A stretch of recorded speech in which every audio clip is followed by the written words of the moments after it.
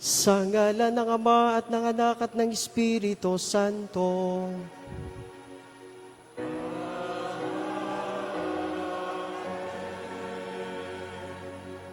Sumainyo ang Panginoon.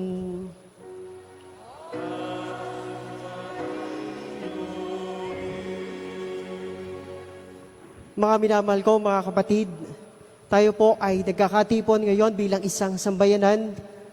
Nagpupuri at nagpapasalamat sa Diyos sa napakaraming biyaya na ipinagkakaloob sa bawat isa sa atin, lalo tigit sa inyo pong lingkod.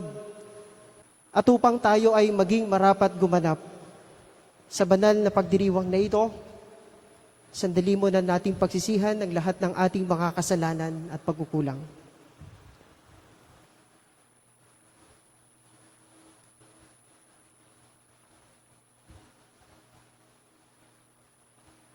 Inaamin ko sa makapangyarihang Diyos at sa inyo mga kapatid na lubha akong nagkasala sa isip, sa salita at sa gawa at sa aking pagkukulang. Kaya isinasamo ko sa mahal na Birheng Maria, sa lahat ng mga anghel at mga banal at sa inyo mga kapatid na ako'y panalangin sa Panginoong ating Diyos. Kaawaan tayo ng makapangyarihang Diyos, patawarin tayo sa ating mga kasalanan, patnubayan tayo sa buhay na walang hanggan. Amen.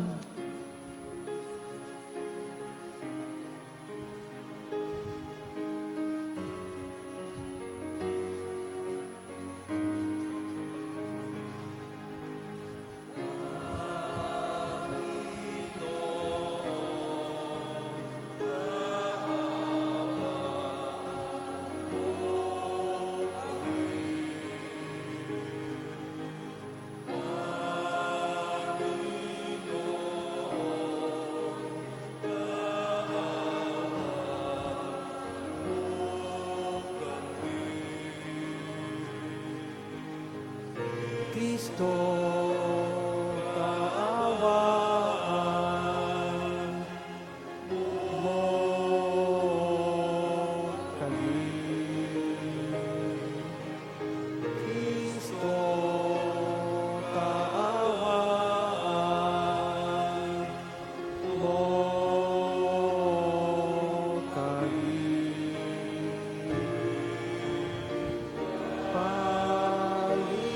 Panginoon, kaawa.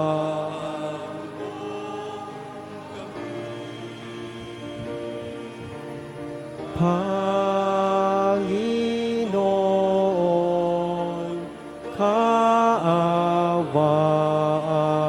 mo kami.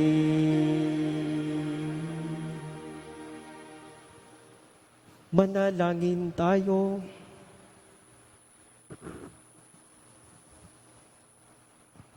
Ama naming makapangyarihan, sa kabila ng maraming kakulangan, minagandang loob mong maging lingkod na hirang akong pinapangasiwa mo sa iyong sambayanan.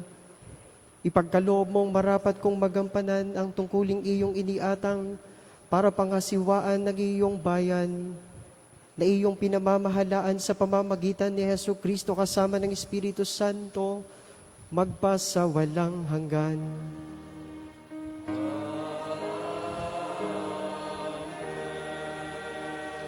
Ang lahat po ay magsiupo.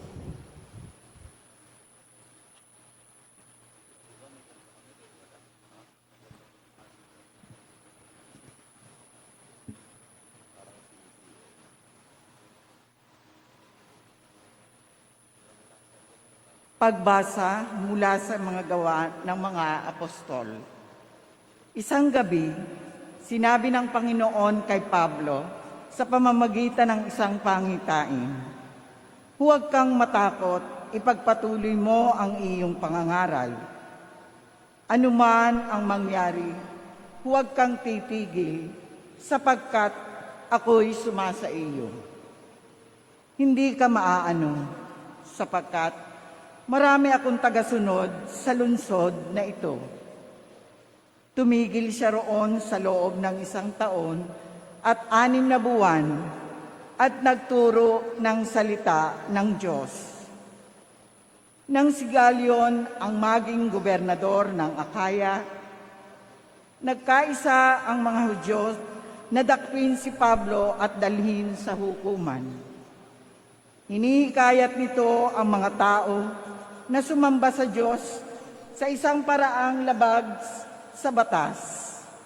Wika nila, magsasalita na sana si Pablo nang sabihin ni Galion kung ang usaping ito'y tungkol sa isang mabigat na pagkakasala o paglabag sa batas. Makatuwirang pakinggan ko kayo.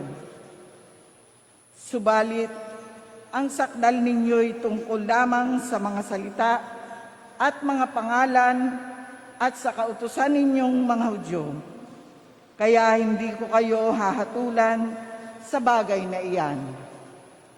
Bahala na kayo at sila'y pinalabas nila sa hukuman. Sinunggaban nila si Sostenes, ang tagapamahala ng sinagoga, at binugbog sa labas ng hukuman. Ngunit hindi ito pinansin ni Galion. Pagkatapos nito, ilang araw pang nanatili si Pablo sa Korinto. Saka nagpaalam sa mga kapatid. Pagdating sa Cenchrea, nagpaputol siya ng buhok sapagkat natupad na ang isang panatang ginawa niya at naglayag siya patungong Syria kasama ang mag-asawang Priscilla at Aquila. Ang salita ng Diyos. Salamat sa Diyos.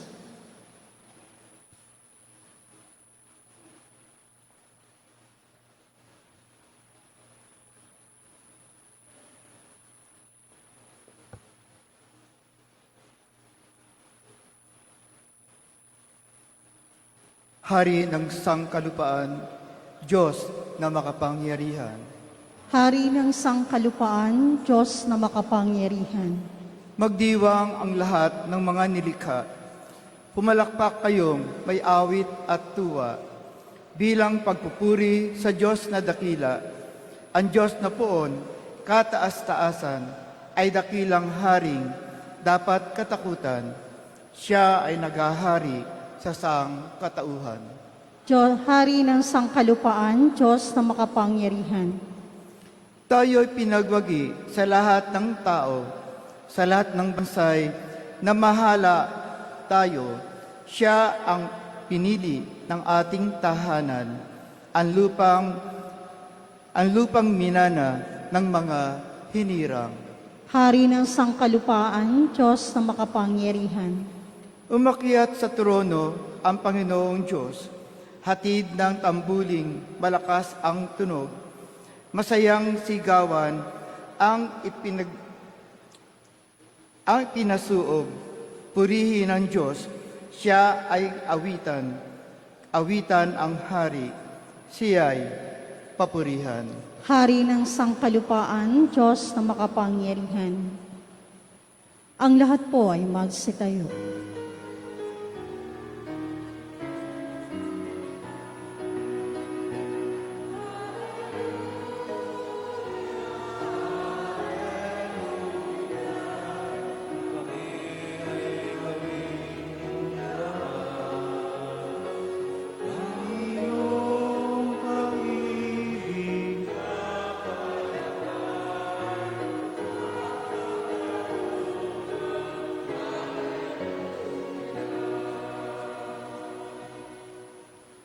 Sumainyo ang Panginoon.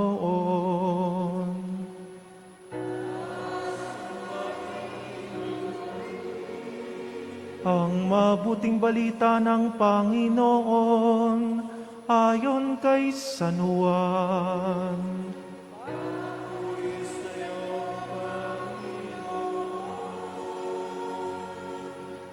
Noong panahong iyon, sinabi ni Jesus sa kanyang mga alagad, "Sinasabi ko sa inyo, tatangis kayo at magdadalamhati, ngunit magagalak ang sanlibutan. Matitigib kayo ng kalungkutan, subalit ito'y magiging kagalakan. Kapag nagdaramdam na ang isang babaeng manganganak, siya ay nahahapis sapagkat dumating na ang oras ng kanyang paghihirap. Ngunit pagkapanganak, hindi na niya naaalala ang hirap. Siya ay nagagalak dahil sa ipinanganak nasa sanlibutan ang isang sanggol. Gayun din naman kayo, nalulumbay kayo ngayon, ngunit muli akong makikipagkita sa inyo at mag-uumapaw sa puso ninyo ang kagalakang hindi maaagaw ni numan. Hindi na kayo kailangang magtanong sa akin sa araw na iyon. Mga minamahal na kapatid, ang mabuting balita ng Panginoon.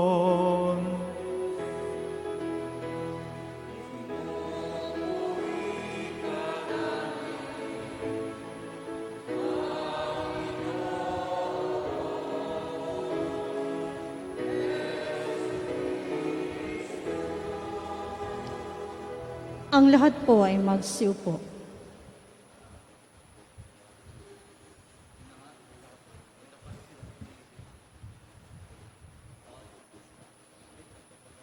Isang pagpalang umaga po sa inyong lahat.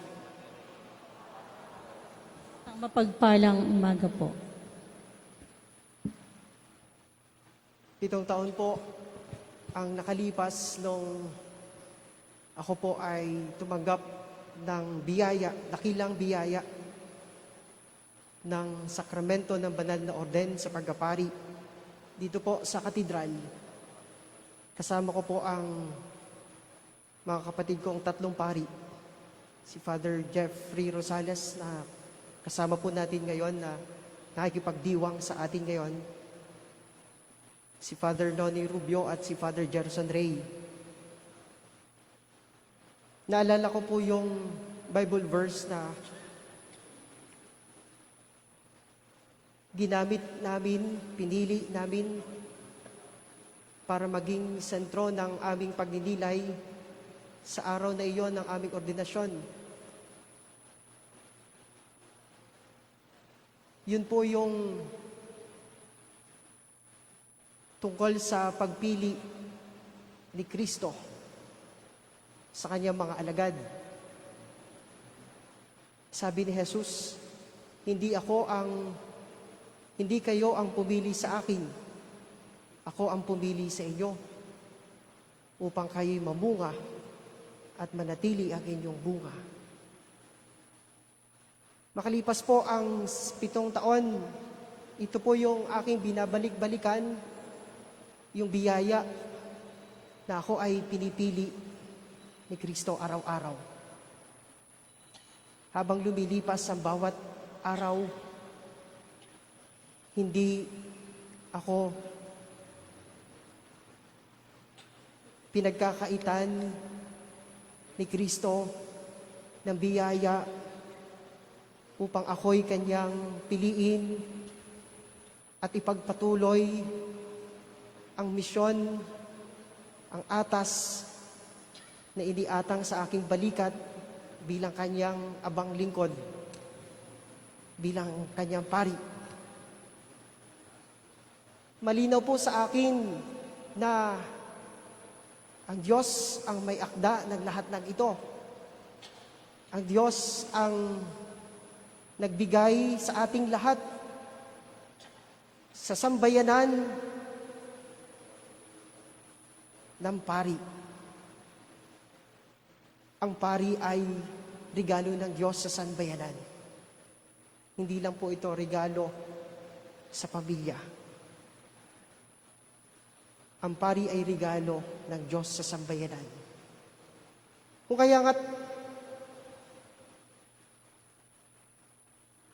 alam ko din na ang sambayanan ay regalo ng Diyos sa pari. Sapagkat hindi iiral ang pagkapari ng isang pari kung wala ang sambayan ng kanyang pinaglilingkuran. Meron hong malalim na ugnayan ang pari at ang sambayanan. Sapagkat ang pari ay ibinigay ng Diyos sa sambayanan. Ngunit sa akin hong pagdidilay bilang isang pari, sa loob ng 7 taon, nakita ko kung gaano kabuti ang Diyos, kung kaano kadakila ang Diyos sa akin, sapagkat sa kabila ng lahat ng aking mga kasalanan, ng aking mga karupukan at pagkukulang, patuloy na gumagawa ng mga dakilang bagay ang Diyos. Jesus is making great accomplishments, not because of me, but in spite of me. Sa kabila po ng aking pagiging hindi marapat, dahil alam ng Diyos na ako ay mahina, alam ng Diyos na ako'y marupok, alam ng Diyos kung saan ako lalagpak, alam ng Diyos kung saan ako magkakasala, pero patuloy na gumagawa ang Diyos ng dakilang bagay dahil siya ang pumili sa akin.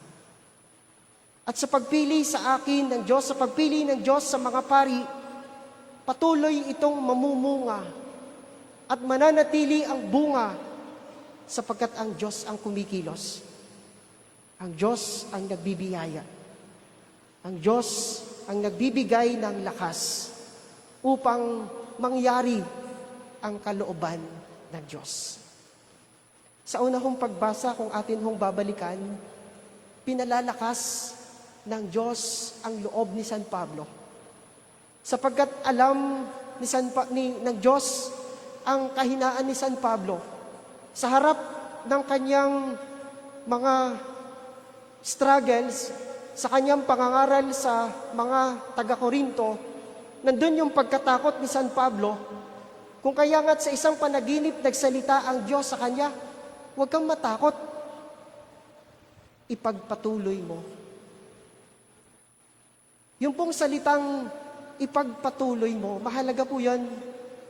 Sapagkat tayo bilang tao, nakakaranas tayo ng struggles. Bilang tao, nakakaranas tayo ng panghihina. Nakakaranas tayo ng mga bagay na parang magdudulot sa atin para sumuko na lamang at wag na lang magpatuloy. Pero sabi nga, babalik tayo dun sa sinabi ni Jesus sa kanyang mga alagad. Ako ang pumili sa inyo upang kayo'y mamunga at manatili ang inyong bunga. Gagawa at gagawa ng paraan ang Diyos para magpatuloy ang kanyang misyon, para mangibabaw ang kabutihan dito sa lupa, para iparamdam ng Diyos ang kanyang pagmamahal at habag sa ating lahat, na sa kabila ng ating karupukan at kahinaan, sa kabila ng pagiging hindi marapat ng inyong lingkod, ng isang pari, Jesus is making great accomplishments, not because of me, but in spite of me. Meron po tayong isang banal na ipinagdiriwang ngayon, si San Agustin ng Canterbury. Siya isang monghe na galing Roma. At siya'y isinugo sa bansang Inglaterra. Na nung panahong yon, hindi madali ang magmisyon sa bansang Inglaterra. Kung kaya dumating sa yugto ng pagmimisyon ni San Agustin, siya'y umuwi, bumalik siya sa Roma. Pero buo sa kanyang puso na siya ay isinugo sa bansang Inglaterra para magmisyon. Kaya bagamat siya'y bumalik sa Roma, nagkaroon pa rin siya ng tapang at lakas para bumalik sa Inglaterra at ipagpatuloy doon ang kanyang pagmimisyon. At doon sa bansang Inglaterra, siya ay naging arsobispo. At doon siya namatay. Ang Diyos ang nagbibigay ng lakas, ng tapang, para ipagpatuloy natin ang ating misyon dito sa lupa. Upang hindi tayo panghinaan ng loob. Bagamat merong kahirapan, masalimuot kung minsan ng ating gawain, mayroong tiis at sakripisyo. Pero katulad ni San Pablo, pinalakas siya ng Diyos. Kapag daw po binigyan ng Diyos ang isang tao ng gawain, binibigyan din niya siya ng kapangyarihan para gawin ito. Kapag binigyan ng Diyos ang isang tao ng gawain, binibigyan din niya siya ng kapangyarihan para gawin ito. Wala po tayong ibang panghahawakan kundi ang presensya ng Diyos. At ito po ay natagpuan ni San Pablo. Ito po ay natagpuan ni San Agustin. At ito po ay patuloy kong hinahanap.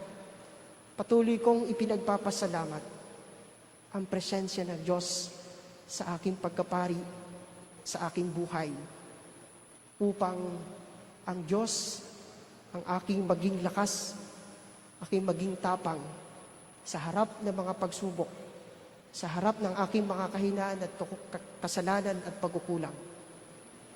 God is still doing accomplishments despite my unworthiness, my infidelities, my weaknesses. God is still making or doing accomplishments. Nawa ito po'y magbigay sa atin ng hamon bilang isang sambayanan na nagpapasalamat ngayon. Kasama ko po kayo sa pagpapasalamat sa biyaya ng banal na orden ng pagkapari. Sapagkat wala pong kahulugan ang aking pagkapari kung wala ang sambayanang aking pinaglilingkuran. Kayo po ang nagbibigay katuturan upang mas pagbutihin naming mga pari ang aming pagmimisyon dito sa lupa. Maraming hamon, maraming struggle, maraming pasakit, maraming luha ang mga pari. Pero yung luha na yon, yun yung nagbibigay sa amin para maging masaya dahil merong Diyos na patuloy na nagbibiyaya sa atin, nagbibigay sa atin ng lakas, ng inspirasyon para magpatuloy, para hindi sumuko. Sa pagkakataong ito, nais ko kong pasalamatan, unang-una, ang akin hong mga magulang. Bagamat wala po siya ngayon sapagkat kakalabas lang po sa ospital, pero alam ko po nandun yung diwa ng pakikiisa sa pagdiriwang na ito ng pagpapasalamat sa biyaya ng pagkapari ang aking nanay at tatay. Ang aking pamilya na walang sawa na nagdarasal, nananalangin, sumusuporta at nagmamahal upang palakasin ako personally, upang ako ay magpatuloy sa aking misyon. Aking pong mga mahal sa buhay na laging nariyan para ako ay tulungan at ipagdasal. Aking tito-tita na narito ngayon. Sa inyo pong lahat, ang lahat po ng mga parokya na aking napuntahan na. Alam ko po na palaging merong grasya ang Diyos kung bakit ako pinapadala sa mga lugar na hindi ko naman hinangad, pero yun ang kalooban ng Diyos. Ipapasalamat po ako, lalo digit sa akin pong mga kapatid na pari. Ang kasamahan ko po dito sa katedral, sa pangunguna po ni Father Bian Lozano, ang ating lingkod pari. Ako po ay nagsimula sa seminaryo. Inabot po ng transition ni Father George Vargas at ni Father Bian Lozano. Pero nung ako po'y naging seminarista, si Father Bian na po ang akin pong parish priest nung time na yon. Kaya ako po'y nagpapasalamat dahil Hindi ko sukat akalain na magiging kasama ako ni Father Bian dito sa katedral. Iba ang plano ng Diyos, iba ang biyaya ng Diyos. Kaya ganun na lamang po ang aking pagsuporta kay Father Bien sa abot ng aking makakaya, sapagkat minsan pa ako ay sinuportahan ni Father Bien nung ako ay nagpapari pa.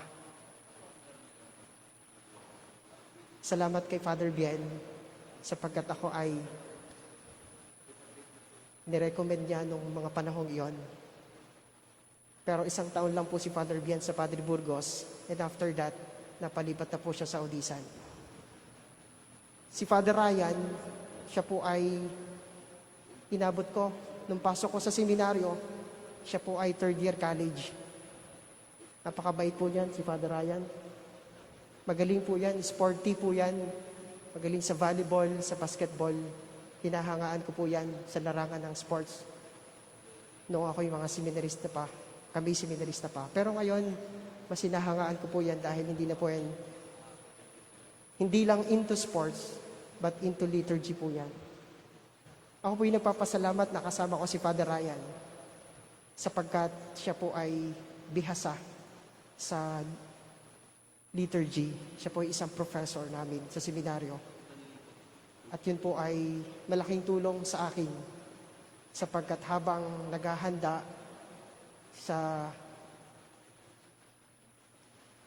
ang inyong lingkod kapag nabigyan na ng parokya, ay di yun hong natutunan ko kay Father Ryan ay may apply na. Kaya salamat kay Father Ryan.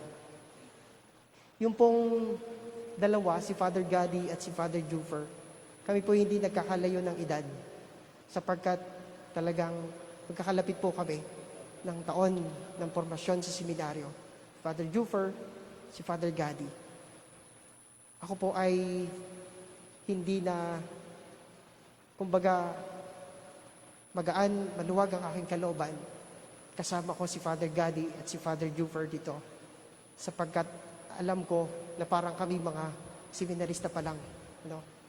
Yung banding namin, yung ugnayan namin sa isa't isa ay nandun, magaan.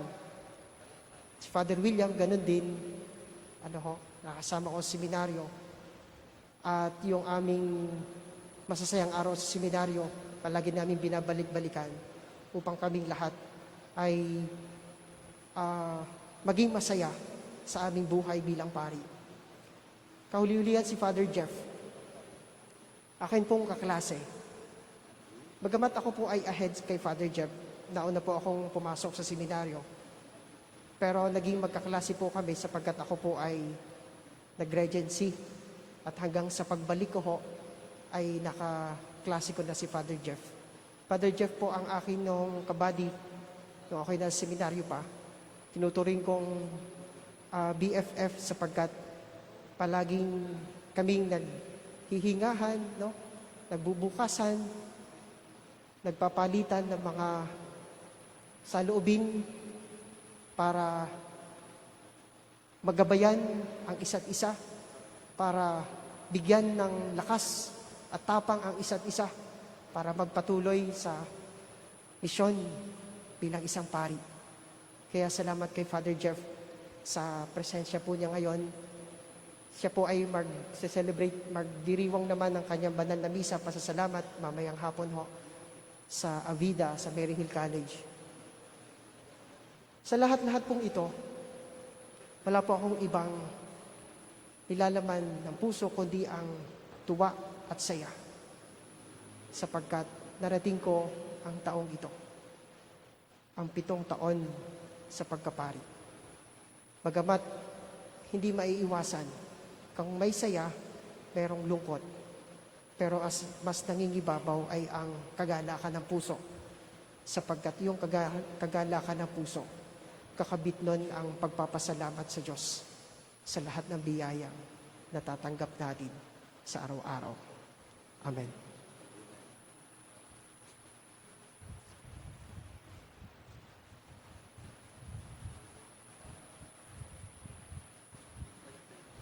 Magsitayo na po ang lahat.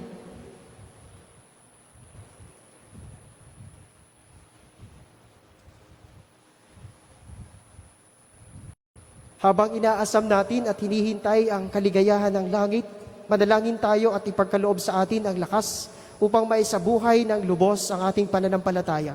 Sa bawat kahilingan ng ating tugon, puspusin mo kami ng iyong kagalakan, O Panginoon. Puspusin mo kami ng iyong kagalakan, O Panginoon. Bilang bayan ng Diyos, tanaway umako sa krus ni Kristo at maging buhay na mensahe ng pag-asa sa mga taong ipinagkatiwala sa pangangalaga sa atin. Manalangin tayo sa Panginoon. Puspusin mo kami ng iyong kagalakan, O Panginoon. Ang mga nawawala ng pag-asa, naway pasiglahing muli sa kagalakang nagmumula sa makapangyarihang Diyos. Manalangin tayo sa Panginoon. Puspusin mo kami ng iyong kagalakan, O Panginoon. Ang mga nagdurusa, naway palakasin at mapagtiisan ang sakit na kanilang nadarama.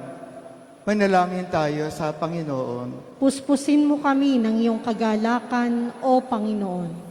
Ang mga may sakit, naway makatagpo ng lakas at ginhawa sa kalooban sa pamamagitan ng ating pag-aalaga at malasakit sa kanila. Manalangin tayo sa Panginoon. Puspusin mo kami ng iyong kagalakan, O Panginoon.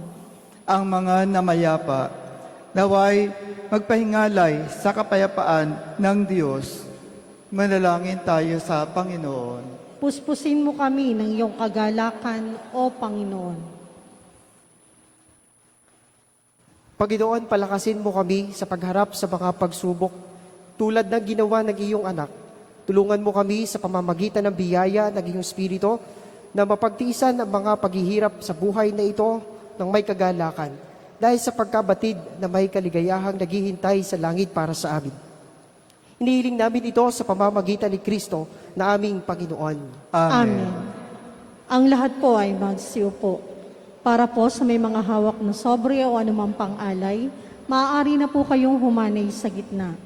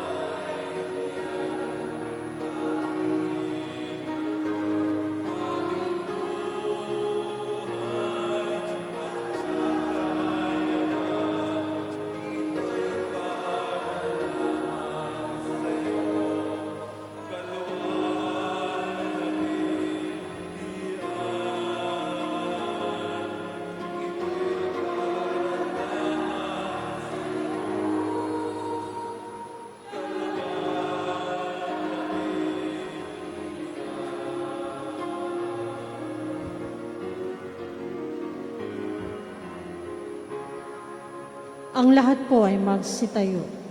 Manalangin kayo mga kapatid upang ang paghahain natin ay kalugdan ng Diyos Ama makapangyarihan. Tanggapin nawa ng Panginoon itong paghahain sa iyong mga kamay, sa kapurihan niya at karangalan sa ating kapakinabangan at sa buong sambayanan niyang banal. Ama naming lumikha, tanang araw at panahon ay nasa iyong maawaing pamamahala. Ang tungkuling binabuti mong sa aking ipagkatiwala at ang alay na ngayon nasa dambana ay itaguyod mo upang ang bayan at pari ay magkaisa ng adika sa ikapagkakaroon ng pagsunod ng kawan sa tagapangasiwa at ikapananatili ng tagapangasiwa sa malasakit na matyaga sa pamamagitan ni Yesu Kristo kasama ng Espiritu Santo magpasawalang hanggan.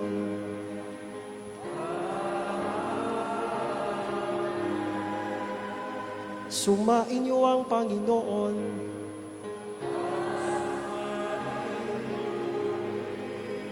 Itaas sa Diyos ang inyong puso at diwa.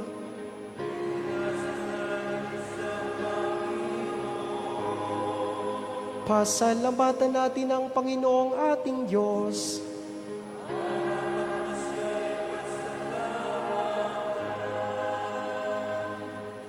Ama naming makapangyarihan, tunay ngang marapat na ikaw ay aming pasalamatan sa pamamagitan ni Yesu Kristo na aming Panginoon. Sa paglukob ng Espiritu Santo, ang iyong anak ay naging lingkod mo upang maihay ng bagong tipang walang hanggan at ang pagganap nito ay mapasa iyong sambayanan. Itinatampok niya kaming sambayanan mo upang kami makapaglingkod sa iyo. Ipinamanan niya ang kanyang ginampanan sa mga hinirang at pinatungan ng mga kamay. Sa pagsasalo sa huling hapunan, ang paghahain ng anak mong muling nabuhay ay pinangunguluhan ng mga hinirang para magmalasakit sa iyong angkang, dinudulutan ng salita mo't pagkaing bumubuhay. Kaya kaysa ng mga anghel na nagsisiyawit ng papuri sa iyo, nang walang humpay sa kalangitan, kami nagbubuni sa iyong kadakilaan.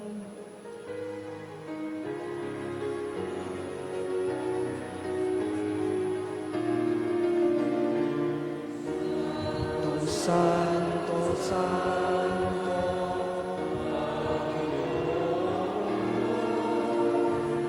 Pumupuno ang langit at lupa ng kadakilaan mo. Hosana, Hosana, Hosana sa kaitaasan. Hosana, Hosana, Hosana sa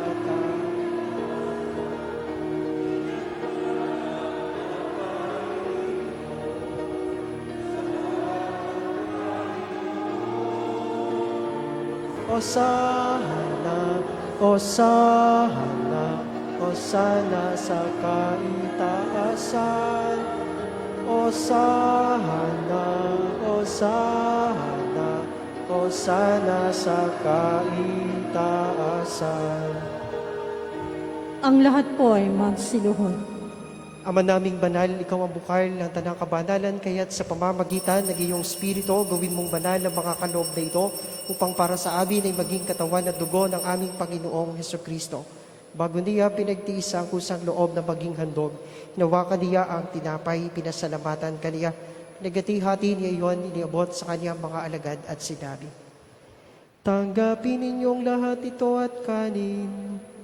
Ito ang aking katawan na ihahandog para sa inyo.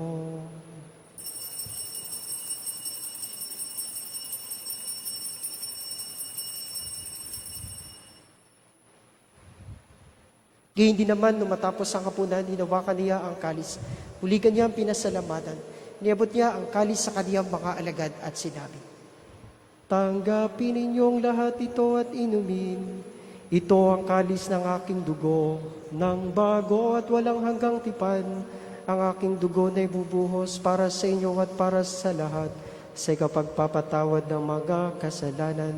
Gawin ninyo ito sa pag-alaala sa akin.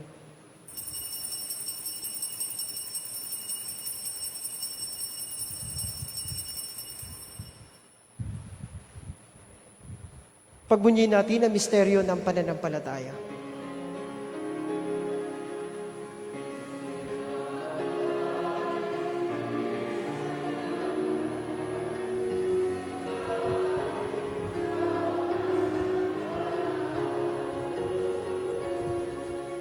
Ang mga ginagawa namin ngayon ng paggalaala sa pagkamatay at muling pagkabuhay ng iyong anak, kaya tiniaalay namin sa iyo ang tinapay na nagbibigay buhay at ang kalis na nagkakaloob ng kaligtasan.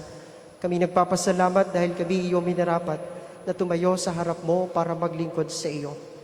Isinasamo namin kaming magsasalo-salo sa katawan at dugo ni Kristo ay mabuklod sa pagkakaisa sa pamamagitan ng Espiritu Santo. Ama, lingapin mo ngayong simbahang laganap sa buong daigdig. Puspusin mo kami sa pag-ibig. Kaysa ni Francisco naming Papa at ni Mel Rey na aming Obispo at ng Tanang Kaparian. Alalahanin mo rin ang mga kapatid naming nahimlay na may pag-asang sila'y muling mabubuhay. Gayon din ang lahat ng mga pumanaw, kawan mo sila at patuloyin sa iyong kaliwanagan. Kawan mo't maging dabatin kaming lahat na makasalo sa iyong buhay na walang wakas. Kaysa ng mahal na Birheng Maria na ina ng Diyos ni San Jose na kanyang esposo, kaysa ng mga apostol ni San Fernando at ng lahat ng mga banal na namuhay dito sa daigdig ng kalugod-lugod sa iyo, may pagdiwang nawa namin ang pagpupuri sa ikararangal mo sa pamamagitan ng iyong anak na aming Panginoong Hesu Kristo. Sa pamamagitan ni Kristo, kasama niya at sa Kanya, ang lahat ng parangal at papuri ay sa iyo, Diyos Amang makapangyarihan, kasama ng Espiritu Santo, magpasawalang hanggan.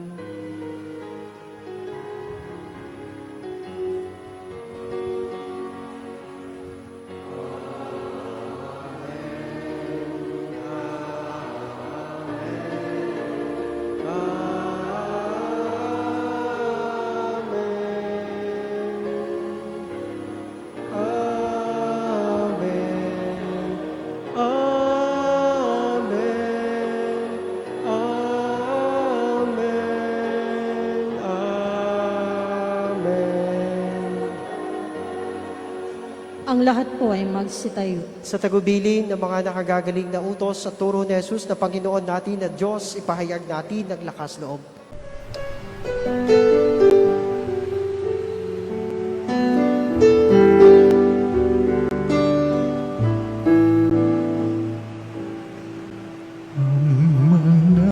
namin sumasalang ka, sambahin ang ngalan mo, mapasamin ang kaharian mo, sundin ang loob mo dito sa lupa para nang sa langit. Bigyan mo po kami ngayon ng aming kakanin sa araw-araw at patawarin mo kami sa aming mga sala para ng pagpapatawan namin sa nagkakasala sa amin, at huwag mo kaming ipagdulot sa tukso, at yadya mo kami sa lahat ng masama. Hinihiling namin kami adya sa lahat na masama, pagkalooban ng kapayapaan araw-araw. iligtas sa kasalanan at ilayo sa lahat ng kapahamakan, samantalang aming pinananabikan ng dakilang araw ng pagpapahayag ng tagapagligtas naming si Heso Kristo.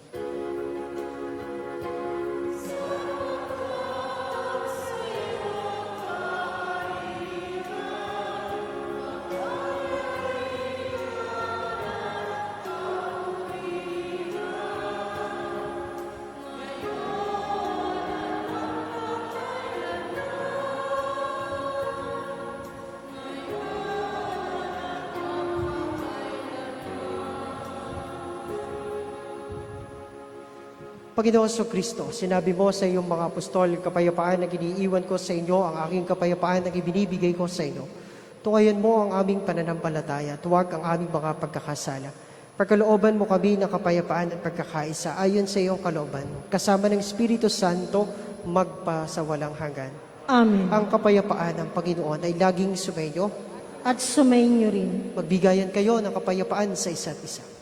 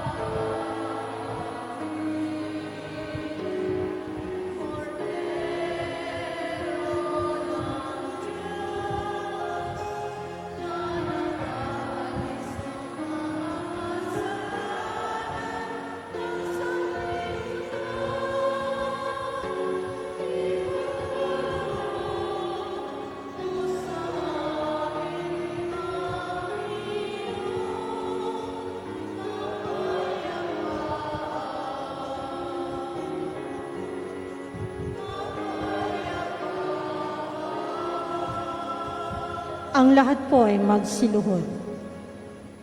Mga kapatid, ito si Kristo, ang kordero ng Diyos. Ito ang nag-aalis ng makakasalanan at sanlibutan. Mapapalad tayong inaanyayahang makasalo sa kanyang banal na biging. Panginoon, hindi ako karapat-dapat magpatuloy sa iyo.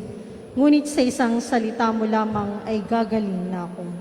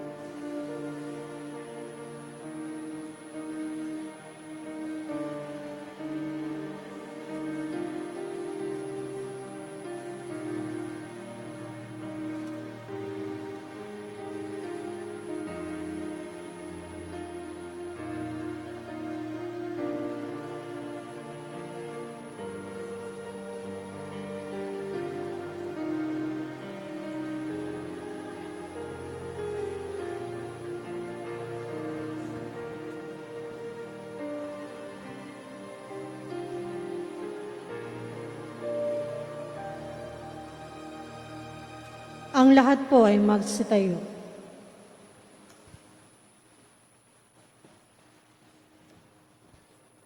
Manalangin tayo.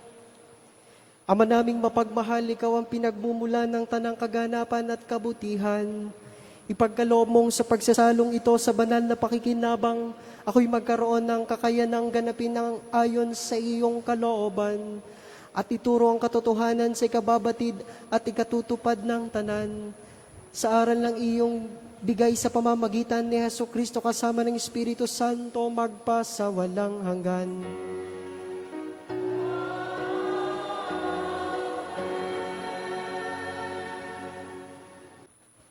Sumainyo ang Panginoon At sumainyo rin. at pagpalain kayong lahat at ang inyong pamilya ng makapangyarihang Diyos, Ama at Anak at ang Espiritu Santo. Amen. Tapos na ang misa, humayo kayong mapayapa.